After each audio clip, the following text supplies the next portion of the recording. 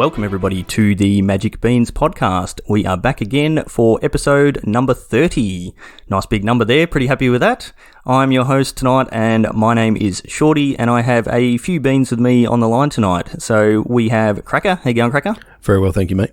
We also have Chewy. How you going, Chew? Sup, nerds? Well, yeah, not much. And we also have our new... how do we say this? Our newbie to the podcast, Stu. How you going, Stu? Good, mate. Back-to-back episodes. Fantastic.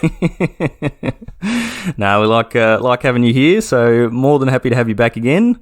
And as always, we have a jam-packed episode. There's a lot that's been going on in the Magic world over the past 2 weeks. Hopefully you've been jumping on board with our evergreen topics that we've been releasing on our off weeks. And getting your weekly Magic Beans fix, which has been a lot of fun for us. So yeah, we've got a lot to talk about. We're going to get into it pretty quickly. And I think we might start off with something that we haven't done for quite a while, which was playing with paper cards. How was that, boys? Weird. Yeah, it was great. It was. I may have sniffed a number of the packs that I opened because that is then true. That's not weird. It was very weird to be holding physical cards in my hand again and being required to shuffle. So what am I talking about, Cracker? We had a pre-release. So the restrictions got eased a little bit here in Victoria, in Australia, and we were allowed to have as many as 5 friends to a house. And so about 12 seconds after the announcement came through, Chris was in our chat going, pre-release at my place on Friday. And we're all like, yep. So 6 of us rocked up, well, 5 of us, including Chris. And yeah, we did a mini pre-release. So he had purchased pre-release packs from our local game store. And yeah, we cracked them all and played some Ikoria, which was awesome and really strange because we knew all the cards. We've been playing them all for months and it was just really weird. But at the same time, it felt new because seeing the cards in person was it's just different. So like there was still that, like there was that hype because we hadn't played or seen each other in like a couple of months, right, in paper. So there was definitely that. And I hadn't seen you in paper, no. That's true. Anyway, and the cards were great. They look better in person, particularly the alt arts. The alt arts are amazing. They look fantastic, don't they? Yeah, those showcase art, is that what they call it? Yes. The comic book style. Yeah, the comic book style looked phenomenal. Yeah, way better in paper than it did on Arena. I think that night actually tipped me over to actually liking this set. There's some things about this set that I love, and there was some things about this set that I'm struggling to buy into. But playing them in person and seeing those showcase arts in physical form might tip me over. I think I do like this set now. Yeah. And the gameplay was really fun as well, which we knew it was because we've been playing it for a little while. But sort of. It was my first taste of Limited, despite the fact I've got a free draft sitting there still. Still haven't cashed that in. I still haven't cashed it in. I will. I need to now, particularly after having played it, because it was heaps of fun. Yeah. But yeah, I opened up Eerie Ultimatum, which is the Abzan one. And I was like, well, I guess we're doing Abzan things. And yeah, never drew it.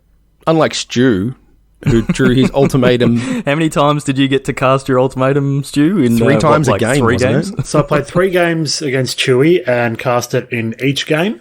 Yep. And once on turn 5. Once on turn 5, and I think I pulled 4 perfect mana, lands all off of basics. But I was able to get a bit of mana fixing in there. There was a couple of the dual land taps for a life and an evolving wild. So, made it work. And then you had the... You had a Triumph as well, didn't you? The new explosive vegetation, whatever that's called. Migration Path? Yeah, Migration Path, yes. Yeah. And the Farseek Fox or whatever it is, that you can get a land out off of that as well. So, yeah, I was able to ramp a little bit. It was good fun. Deck was nuts. And, even you had to shuffle your library at one point where that was... No, you put it on the bottom with I forget what Lead that the card was, Stampede and then shuffled off your Evolving Wilds, and then, 2 turns later you had the ultimatum in your hand. It was... it's pretty good. Yeah, sometimes you run hot. In case you can't tell, Chewy's still a little bit tilted. My Snapdax deck was good, and I just could not compete with giant things coming into play ridiculously early. and lots of them. So yeah, on the back of knocking Shorty out of the league finals, I beat you for the first time in a limited match. So it felt really good. You're on a roll, man. Moving up in the world. It's just another level up. You've come on this podcast and then you start winning matches. So I think there's a formula there. So I'm in for the what long I'm hearing haul there now. is what was Scott's problem then? Oh, wow.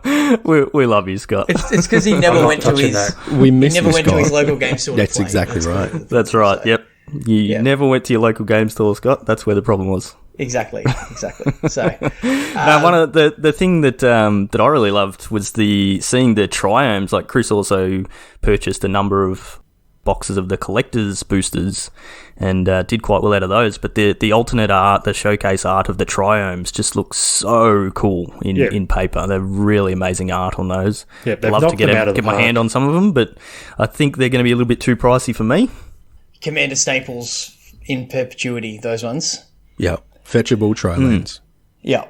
And one of the other things that we did on the night, which was really fun, is we did a little bit of a quick live stream and drew our... that was nonsense. I loved it. Yeah. I went back Absolute and watched it. It's classic us. It's great.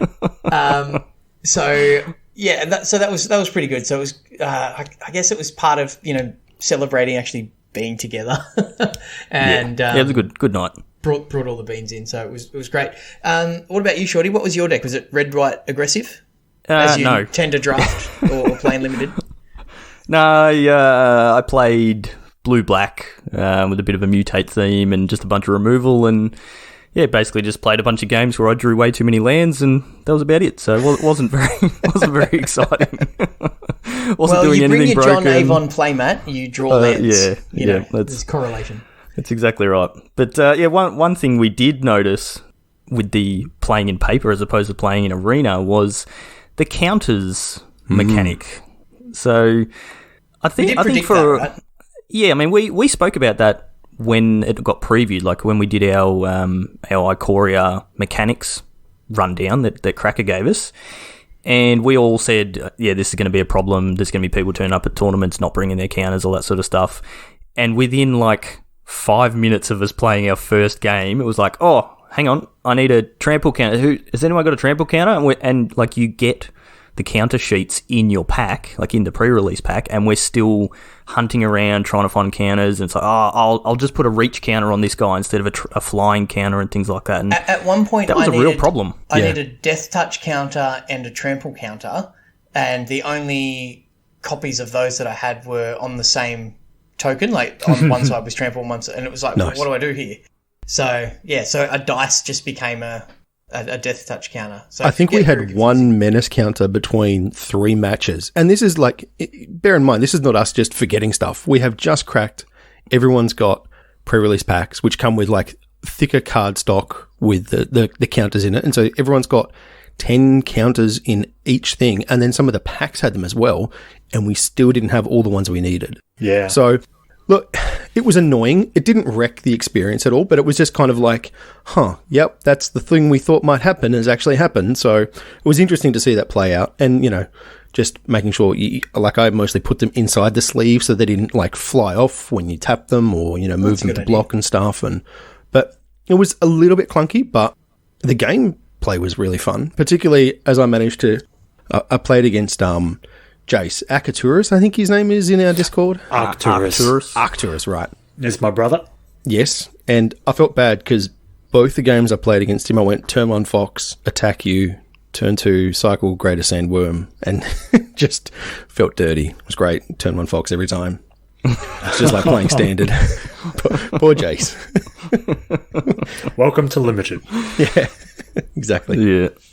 Yeah, I had a Call the Death Dweller in my deck, and when that brings the 2 creatures back from your graveyard, one of them gets a menace counter and the other one gets a death touch counter. And on Arena, you just, you cast a spell, you select your 2 dudes, they come on the battlefield and it just says, yep, select one for death touch, select one for menace, and just click, done, and you never think about it.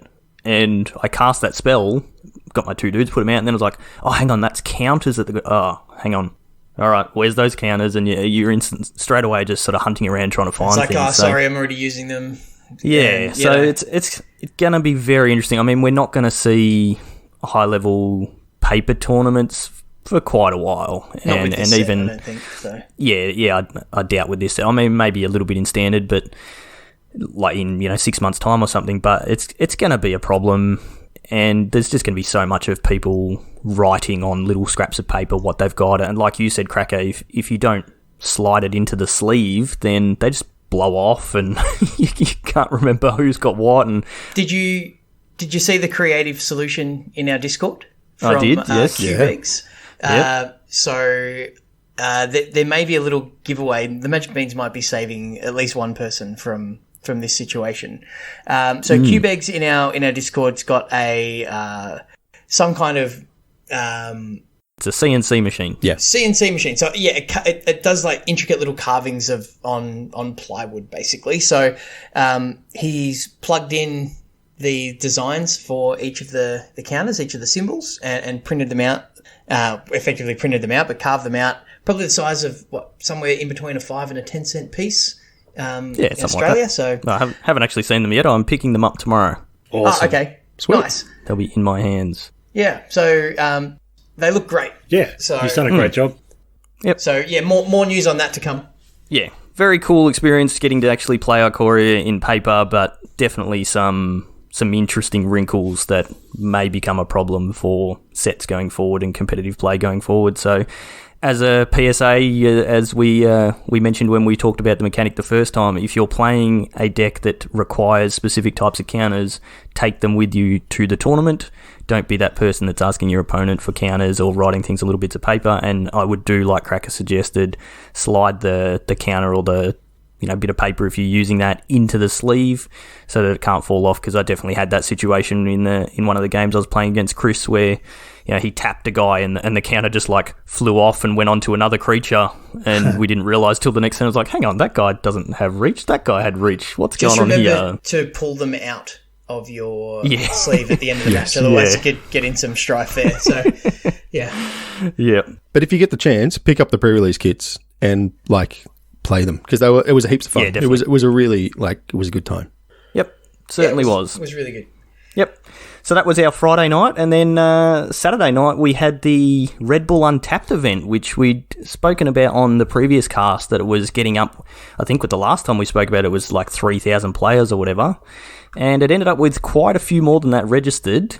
Yeah, definitely, what was it? It was over 4,600 registered in the end, which included myself and Chewy, and I think a couple of you guys might have registered as well. Yes. But, that ended up being our Saturday night. So, Chewy, do you want to give us a bit of a rundown on that event and what transpired? Yeah, absolutely. So in the lead up to the event, there was a lot of discussion I'm going to plug the Discord here. There was some testing that happened on our Discord, and a lot of discussions on decks, and we've got a range of experience levels, and so kudos to those in the higher ranks and top 1,200 Mythic active in our Discord to help out some of the other players. So it's fantastic to work with the community there. But yeah, there's 4,600 entrants, an enormous event. Only about 2,600 half, roughly, actually played round one. I think a lot of people signed up, but then, life happens, and that's certainly the case for some of us. I just made it in time. I actually had lunch up at Shorty's place and had a nice bonfire. Yeah, it was good. Kids cooked some marshmallows. Yeah, it was great. And then we made a few stops on the way home, but finally got there and jumped into round one. There were a few issues, just a few. online events, and they're really fast, right? They run really smoothly. The gameplay does. Right. It's really good. It's just getting to that point. It's a bit frustrating. There's a lot of work to be done, and there's a few people that are sort of actively working in this space, and we need to have these events to really test the system. And so, I kind of ran out of patience after round two and thought, it's been over 3 hours. So it was like 3.5 hours to play 2 rounds, and I was playing an aggressive deck. My rounds were over relatively quickly. So I just made the call to, drop from the event and hang out with my wife. But, the progress was made, and we've the MTG Melee website that they were using with the Discord, and then there's the what was the application we trialed a little while ago called Tournament Tracker. There's a lot of things happening in this space, and things will get better. We're just not quite there yet. So a Discord with 2,500 people complaining that their pairings hadn't gone up, and things running slow, a website that couldn't handle the load and things. So there was a lot of issues, but ultimately there was some good Magic played. As I said, I dropped after round 2. I was at 1-1, and I just wanted to give it I gave it a go, and then I basically I'd had enough. But some others stuck around. Map from our Discord went 6 wins, and then ID'd the last 2 rounds to make day 2. It was a 7-1 or a 6-0-2 or better record. Got you into the top 128, which qualified for day 2. And we had our host stick it out and even jumped on stream and stayed up into the wee hours of the morning casting odd mana costed red cards. So Shorty, you ended up with... Oh, you're talking about me, yeah. Yeah, I used the word odd, so that was a giveaway.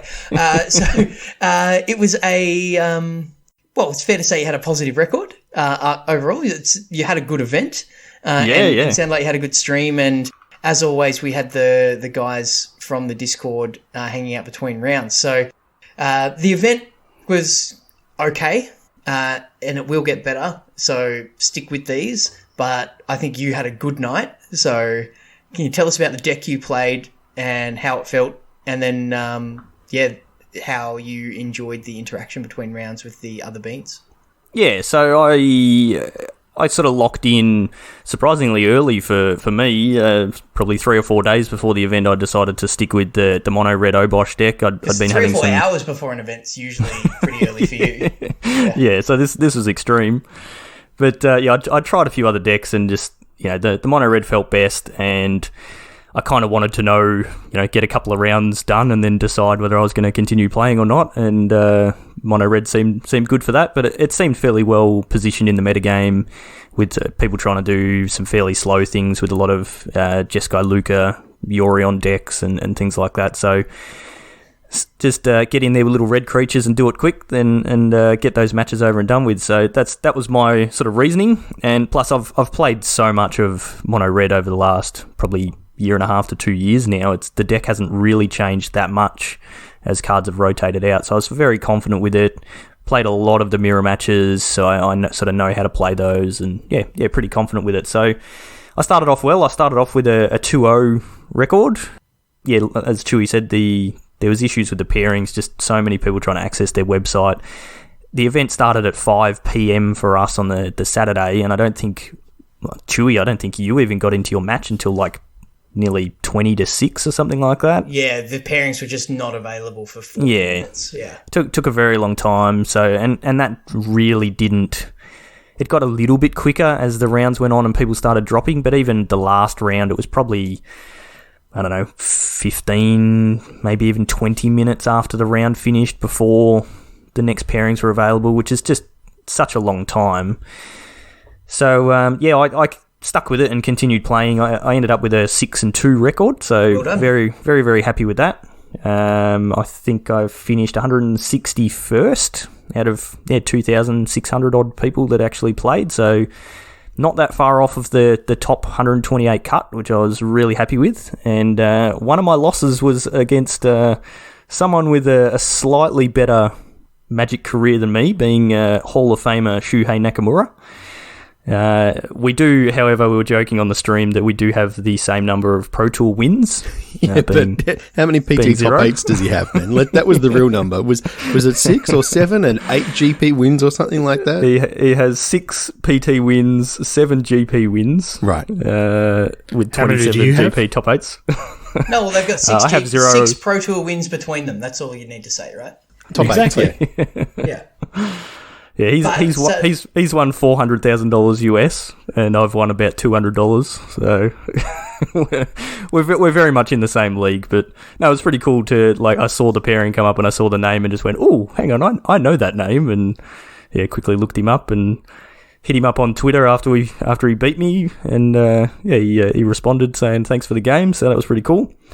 Nice. But he was playing my other favourite deck that I've played a lot of over the last couple of years, which is a Jund Sacrifice deck. So I didn't feel so bad losing to him and also losing to that deck. So that was fine. My other loss was just to a Jeskai cycling deck where I just flooded out and he domed me for 19 with a Zenith Flare. So that was a bit of fun in game 3. Yeah. But overall, the event was good. We started at 5 p.m. I think I finished my last round just before 4 a.m. So nearly 11 hours to play 8 rounds, which is pretty nuts. Yeah. Yeah. So they need to do some work if they can sort that sort of stuff out, then that'll be better. I guess they need to make. But I had a lot of fun. Like Chewy said, once Chewy stopped playing, I jumped on the stream, which I haven't really done before, and basically streamed all the way for the rest of my matches, and had a lot of fun chatting with all the different guys that were still playing at the same time, jumping into their games that they were streaming into Discord for me so we could stream them out live. I would suggest going and watching the VOD, but there's a whole bunch of it where there's just not much happening, so it's probably not that exciting. Skip through to the matches, maybe. Or skip the matches and just listen to the banter is always good as well. Yeah. So there are some others coming up. One on the 11th of July and then the 18th of July. So they are free to enter and there is prizes. So, if you do have a free night, I do recommend jumping in there. Just know what you're jumping in there for, what you're signing up for. And should we talk about the decks a little just before we move on? I guess there was a popular deck Shorty's already spoken about, the mono red Obosh, but then the largest portion of the metagame was the Jeskai Luca Urion deck, and then nearly 19% of the meta for that deck, which is a lot. Yeah, it is, and a lot of Boris cycling to try to counter that strategy as well. But there were some other decks that showed up in the sort of the top tables, if you like, top virtual tables. Actually, a couple of Rakdos Sacrifice decks made the top 8. Team of Reclamation is always there and thereabouts. In the top 16 was a Jeskai Winota, and a mono white Lurus. So a lot of the expected decks, but then some other bit of spice. Yeah, and kind of spiked it up a bit. So a mono green deck finished 8th. So I've played against mono green in round 1, and if it wasn't for cycling into a Zenith Flare to take out his life linking questing beast, I would have probably lost that because not a lot in my deck can block that thing. So I played the cycling deck, obviously. So it was the expected metagame. Nothing, nobody broke the format really, but the decks that are out there are all unique in what they do compared to others, really, and fairly diverse. I think Standard's in a decent place at the moment, so yeah, that's good. What did you play against many of the Luca decks? The only big issue that we saw was, not an issue, I guess, but just something to highlight is that the Jeskai Luca Yorion deck actually ended up with a win percentage over 60%, which is quite high for a deck. And obviously, it's one of those things, like probably going into the weekend, people knew that was going to be the deck to beat, and it still posted quite like that really high percentage. So it's going to be interesting to see how that goes going forward. If people can they'll have to do something about it. Sort of, adapt around it or just join them. I actually think that it's not a problem. So the deck I don't think clearly it's a problem either. super, super powerful, but it's a heavy investment. We talked about it before in terms of the amount of wildcards you need. I think Stu said he needed like 15 rares and 3 mythics or something to build it. I'm down to 6. There you go. The thing with that deck is it's only people who are super invested in Arena, and then they're also likely to be pretty good because they're playing a lot. So I think part of it will be you've got people who've just gone, hey, sweet free event, and just get crushed because they don't know how to play against it. So look, it's clearly the best deck in the format, but I don't think it's a problem. I don't think they'll have to take action against it or anything like that, as annoying as getting your land stolen is. Someone stole my 6/6 Fox the other day. That was rude. That is rude. Yeah, my deck, the mono red aggro deck, posted a 44% win rate. So You were propping it up. yeah, actually no, sorry, that's mono red aggro. That's not mono red. Mono red Obosh was 51%. So Yeah. little bit better, but yeah, not a very high win rate there. So And yeah, so might not be the best going forward. I haven't had a lot of luck with it. After you played it, and I thought, well, if you can do good things with it, imagine what I can do. But no, I will concede this one to you. I have not had success, so well done having success with that I deck. know Child Rebel Walker's had the same thing from our Discord. He's been trying to force mono red this week and has not had a very good record at all. I've seen both ends of it. When I built the deck earlier this week, I started out at 12-2 and then went on a 0-9 losing streak. So Decks like that, and this is a problem that this style of deck has had for a really long time, and testament to the power of Experimental Frenzy, that which was the last time I sleeved up mono red for a competitive event. You're just at the mercy of the top of your library so much. You just lack a lot of agency, and sometimes you just draw 3 lands in a row when you just need a shock to finish them off, and they kill you in that time. So it's it's one of those things where, if it's your day, the deck's unbeatable, unless you play against a Hall of Famer. But yeah, it's one of those things where, it's worth playing. It's powerful, but yeah, I wonder if mono red will go back to Torbrand and Embercleave. I'm not sure. Yeah, I think like Obosh is super powerful. Like the games where you go like 1 drop into either 2 1-drops or 1 drop and a light up the stage. yeah, That feels good. Turn 3, you hit your banner and cast another 1-drop or cast a light up the stage. And then turn 4 Obosh, like you just feel completely unbeatable. You're doing so much damage so quickly. Add into that a couple of Fervent Champions, so you're pumping up extra damage there, and it's just crazy. So I think Obosh is more powerful than Torbrand, and I did miss having Cavalcade, the Embercleave. Oh, yeah, Embercleave, man, I'm just completely gone blank. I don't have the excuse of it being 3 a.m. anymore when I was on stream. But, And Obosh is more consistent because he is the 8th card in your opener. yeah, and you've always got, like, if you hit 5 mana, you've always got it there ready to cast. I don't know, man. I've played games with Frenzy and Steamkin that were unwinnable with any other set of cards except for those ones. Oh, yeah. Exactly. And that's when you get Steamkin and Frenzy going, it's pretty always nuts. fun. But the Torbrand version, you obviously you weren't playing Frenzy, you tended to end up with 2 or 3 Torbrands stuck in your hand, and you're just kind of doing nothing. So yeah, it was. I think Obosh. I think Obosh is better than Torbrand. And if you could somehow manage to cheat the rules and get Embercleave in there as well, that'd be fantastic. Unfortunately, it doesn't work that way.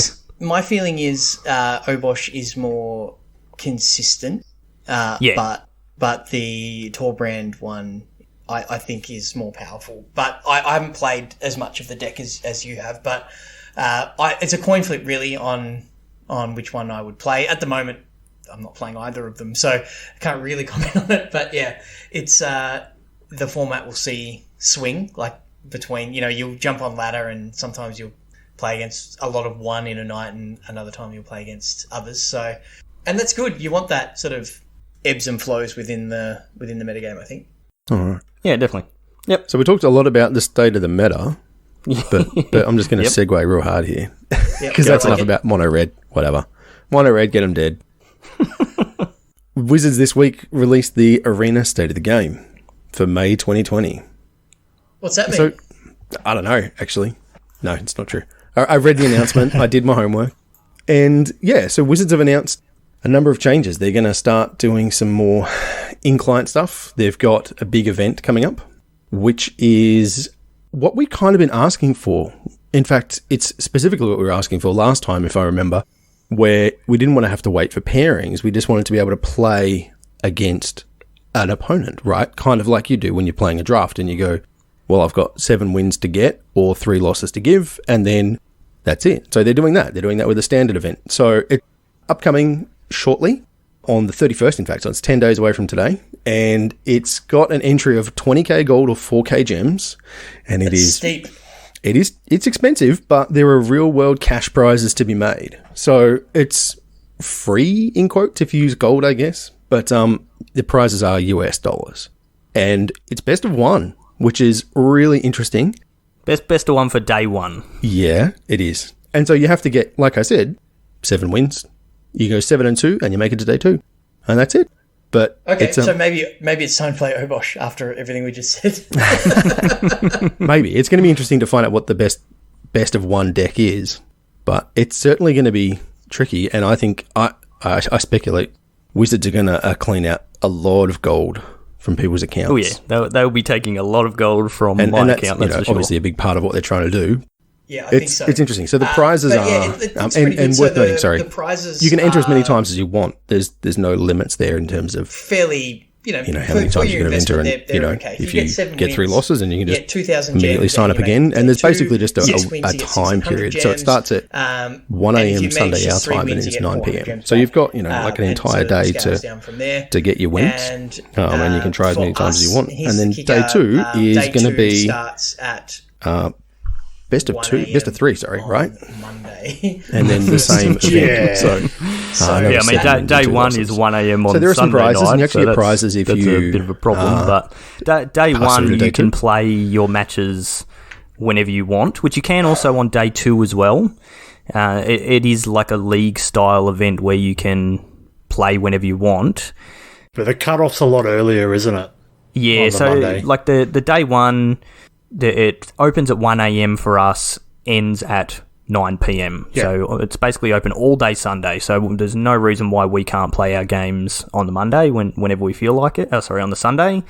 The day 2 starts at 1 a.m. again, and I think you have a 2-hour window where you have to log on and join the event. So between 1 a.m. and 3 a.m. for us. Yeah. But then you have until 11 a.m. on the Monday to actually complete your matches. So you could very easily get up, set an alarm for 1:30 a.m., jump on, sign up, go back to bed, wake up at 8 a.m., whatever, and you've still got a bunch of time to play your matches. So it's not the end of the world. And this is something that I actually spoke about on stream with a couple of the guys when I was streaming on Saturday, that why don't we have this event? Like, this is how they run their Mythic Qualifier events, where you get a token for an entry for an event, and you just jump on and you just go, I want to play a match, click play, and it just pairs you with someone else who's also trying to play their match, and away you go, and you play it whenever you want.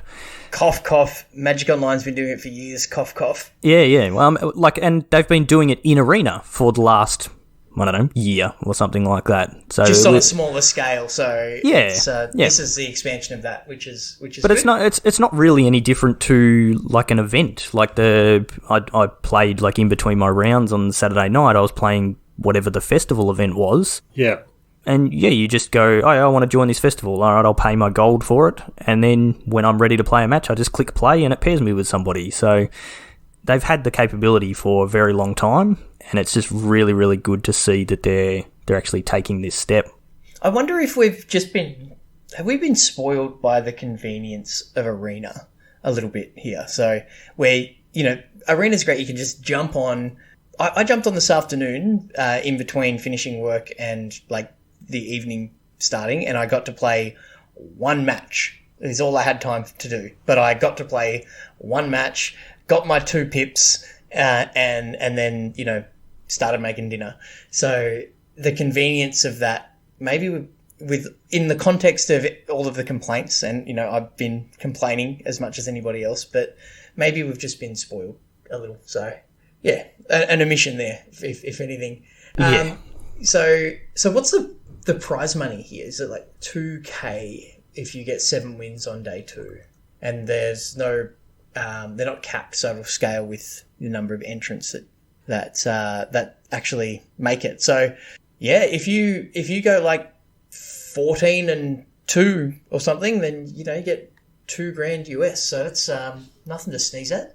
You can buy a few Ikoria cards there. So that's which is Wizard's Hope, I suppose. So yeah. So the interesting thing with this is, like you said, Chewy, the prizes aren't capped, and they're going to scale with the number of entrants. So, like a normal tournament you do, will say, all right, there's a $100,000 prize pool, and they list out first place gets this, and second gets this, and third gets this, and whatever.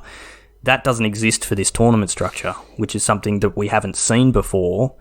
It's just, you just play your games. There's no, I came first in this event, or I made top 8 or anything like that. It's just, I made 7 wins. So if there ends up being 1,000 people in day 2, whoever out of those 1,000 people get 7 wins, they get $2,000 US. So that could be, I don't know, 50 people, or it could be 200 people. I don't know what the probabilities are of those sorts of things, but those prizes will scale based on how people Maths perform. Maths is for blockers, man. Maths is for blockers. Yeah.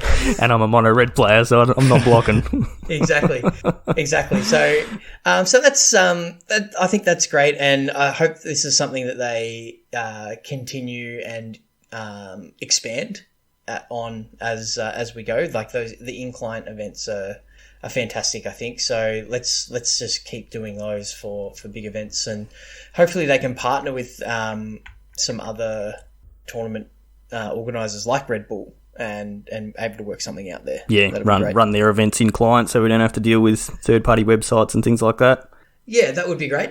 But yeah, I will definitely be entering this. I've got like 90,000 gold just sitting in my account that I'm meant to be using for drafts. 90? Yeah, so that's 4 entrants just there that's basically for free. I don't think I'll be spending any gems on this, but I'm hoping to go in my first one and just get my 7 wins and away I go. But even like if you're sitting on, you know, if you're a medium level or even beginner level players and you've got enough gold, it's still pretty good value. Like if you go 3 wins and then you get your 3 losses, you're still getting 400 gems back, which is, it's not amazing, but it's better than nothing, and you're still turning that gold into gems. But if you can get, you know, even 5 or 6 wins, you don't necessarily get the 7 wins. Like, you're still getting a good amount of gems back. So it's still good value, and it's still a good way to turn your gems into gold. And the other thing I completely forgot to put in the show notes, but for entering the event, you get 1 of each of the 5 Godzilla lands as your, like, as an entry. It's like the, you know, when you go to a Grand Prix and you get a promo. Well, you get the promo Godzilla lands. So that's pretty cool. Oh, that's great. Yeah. Can't complain about that. But yeah, definitely looking forward to that. So that's in 2 weeks. I think you said it was, Cracker. Yeah, you can complain when you enter 5 times and get the same land each time. Well, I think you only get the land once. Oh, what? Okay. Surely you should get a land every time you pay your 20,000 gem or gold, right? No, I think you get all 5 when you that's enter not what once. You said. You said you get 1 of the Godzilla lands. No, I'm pretty sure you get all 5. You don't put something in the show notes. Unbelievable. So I think, but yeah, it's 10 days. They're 31st. Yeah. I might play in this event, and I might play Team Erect because they'll have a float or mana button in for us by that time. So what are you talking about?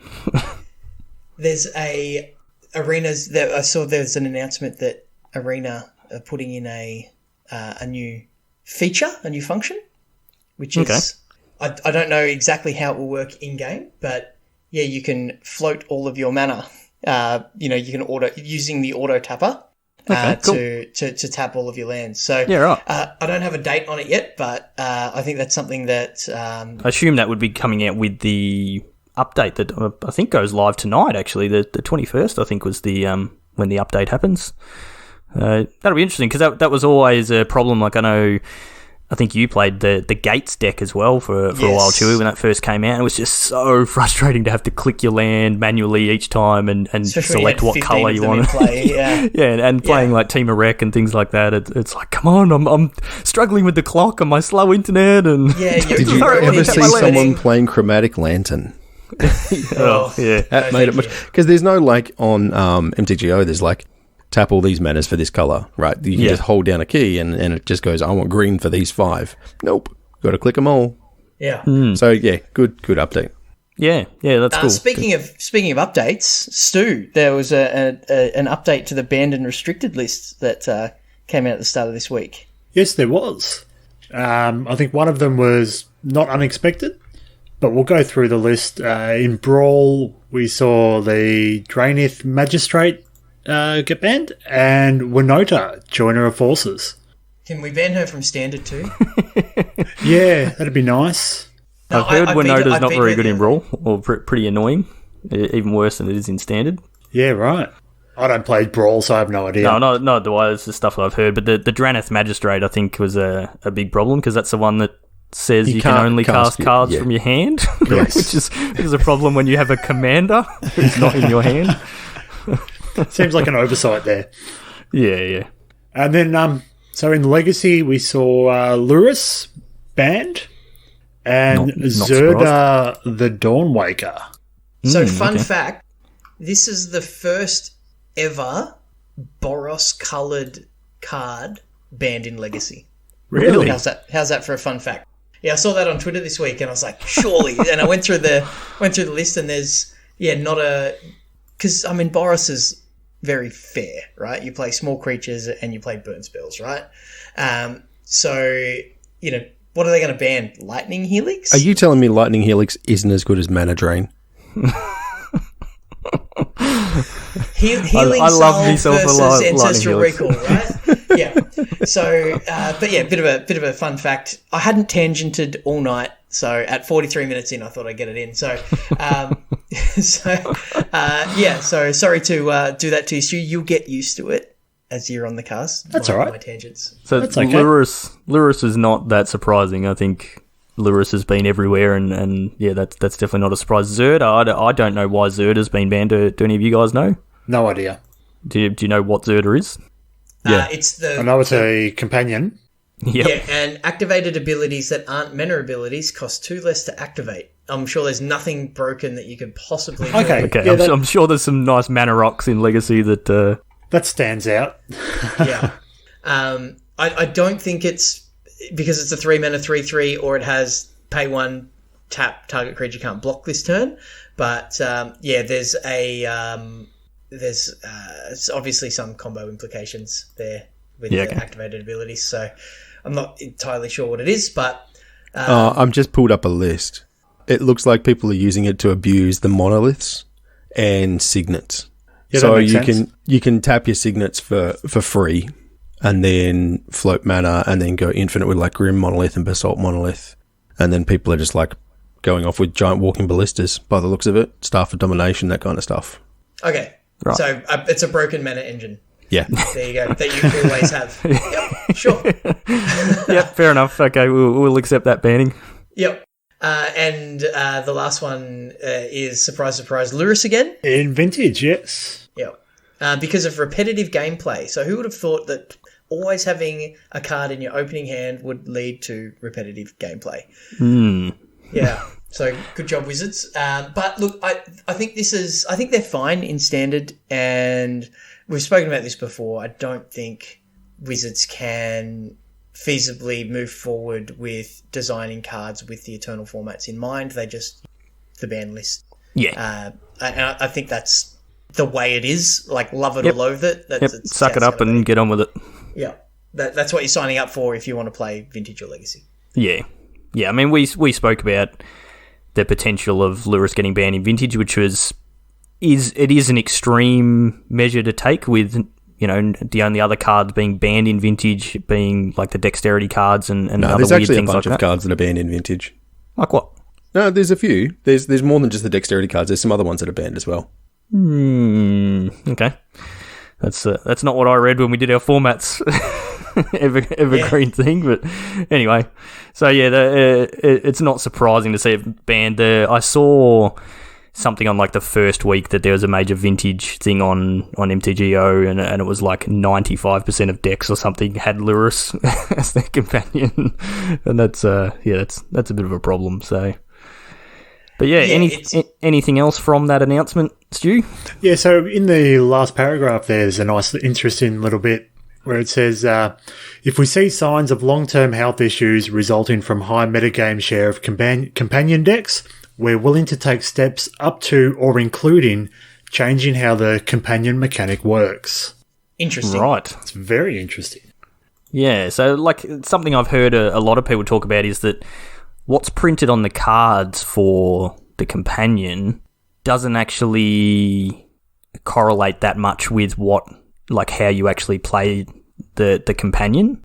So there is that potential that they could change the way a companion works. Like things like people are suggesting if you have a companion, you start with 6 cards in your hand instead of 7, things like that. So they've got a lot of scope to make those sorts of changes if it's very that's carefully something. worded. If this card is your chosen companion, you may cast it once from outside the game. Yeah, it doesn't specify anything else. Zones or anything, no. Yeah, so you could change a whole bunch of stuff and kind of try and fix what they did, but I think it'd take a lot for them to get to that point. But yeah, it's very interesting to hear them actually admit that and put that into writing. So that's it's going to be interesting and something definitely to watch going forward.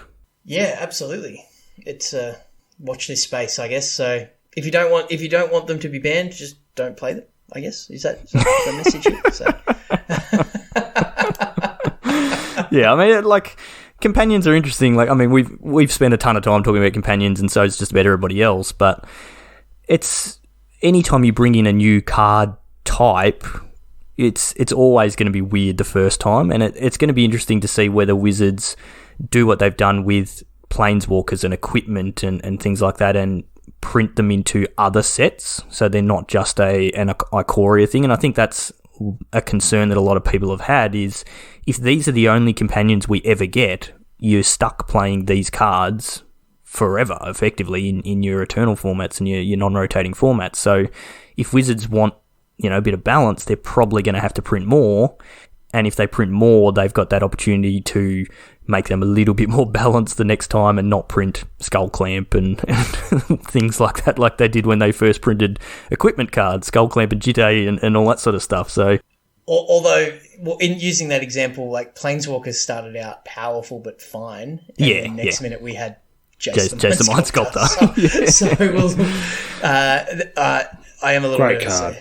Yeah. I mean, like, Planeswalkers, when they first came out, that was when I was sort of that was when I sort of first quit Magic, because it was like, what are these crazy cards and I can't interact with them, like what the hell do I do?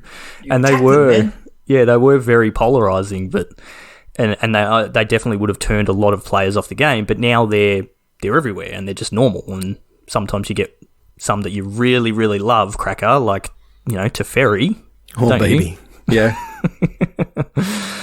And other times you get, just sort of interesting ones that who knows what's going to happen with Companion going forward, and they may or may not make a change. Who knows? We'll have uncommon companions, just like we had uncommon Planeswalkers in no time. And they'll have static abilities from the Companion zone and all sorts of stuff like that. Don't give Wizards ideas. Counters exactly. So we know they listen. So. Let's move on from the banned and restricted announcement then, because I think we could talk about companions for far too long. Yes. And I know, I have to do a lot of work to stop you guys from going on tangents. So let's wrap that one up there. Cracker, there's a promo going on to support local game stores. So Wizards are recognizing that they're hurting a little with the current situation. And they've sort of, given a bit of thrown them a bone, if you like. They're showing them some love, you might say. There's called the Love Your LGS promotion. They've got a couple of special promos. So there's a bunch of mystery boosters which they're just giving out to stores, which is pretty awesome.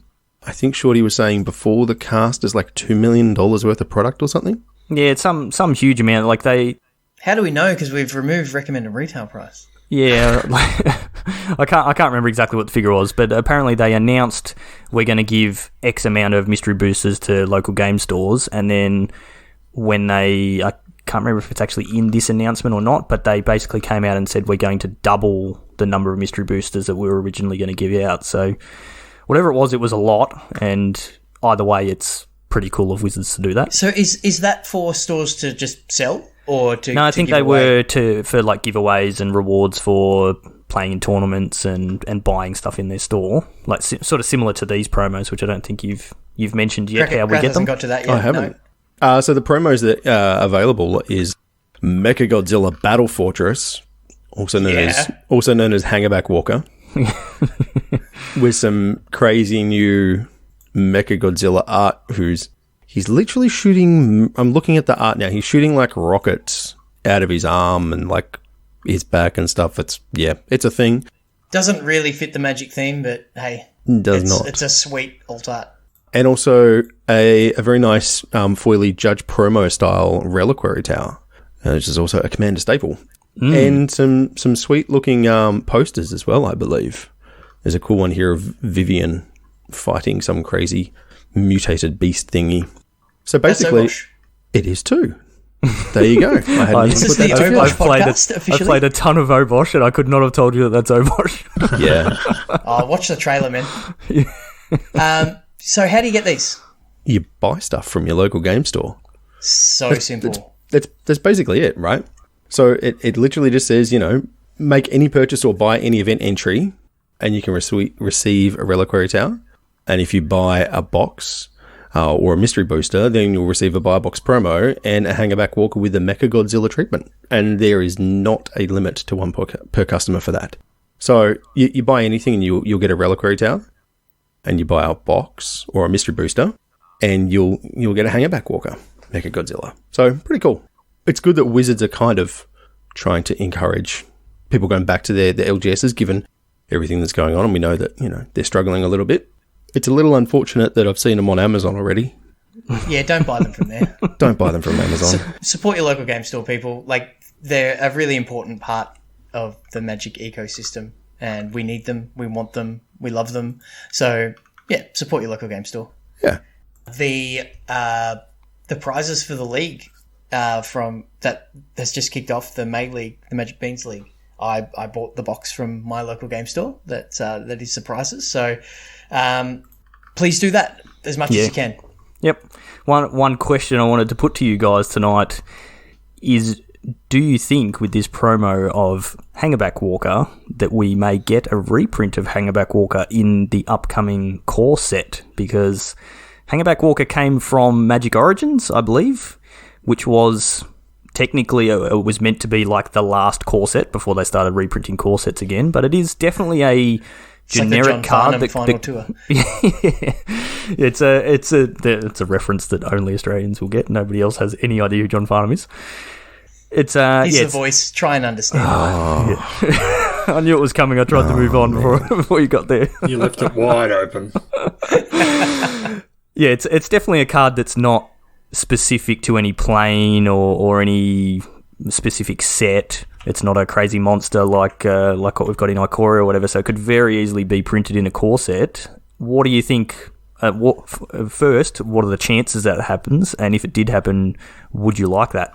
I would like to mutate a creature onto Hangerback Walker. That would be cool. Nice. That would be very cool because, value. But yeah, I can see that. I wouldn't mind that. It's a card that sees play in older formats. It's a Commander staple. Casual players love it. Like, it's just a good card that appeals to most people. So I would love to see a reprint of Hangerback. It's a good card.